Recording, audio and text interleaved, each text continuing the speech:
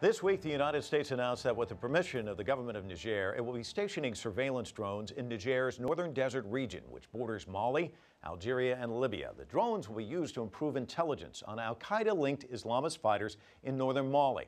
The area is called the Islamic Maghreb. These fighters are also operating in the wider region of North Africa west of Egypt. Analysts say this area has become the new home base for jihadist militant groups plotting to attack Western targets.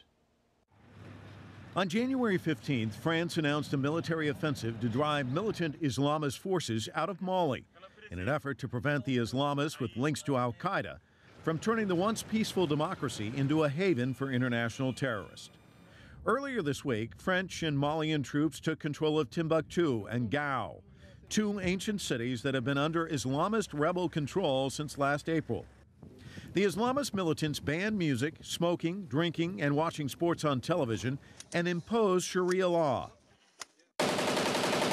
They also destroyed historic tombs and shrines and displaced more than 380,000 people who fled northern Mali in the past year.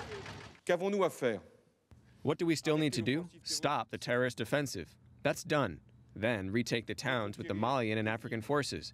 We're still in the process of that operation, but northern Mali is still under terrorist control. So it's up to the Africans to permit Mali to restore its territorial integrity. France now has just over 2,100 soldiers in Mali, with another 1,000 troops supporting the operation from abroad. Other countries in Africa and around the world have pledged $455 million to support the Malian army and humanitarian assistance efforts. The United States also has stepped up its involvement in the conflict by conducting aerial refueling missions, in addition to intelligence and airlift support. The fact is that the war on terrorism continues. We have made good progress.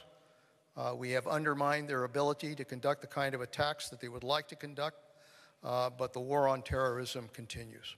National security experts say the nations in the so-called Islamic Maghreb west of Egypt are quickly becoming a hotbed of Islamist terrorist activity, with jihadist al-Qaeda militant groups operating in the Sahara and Sahel regions, with plans to broaden the conflict into a wider struggle against the West. Now, concerns about terrorism and instability in North Africa are not new, of course.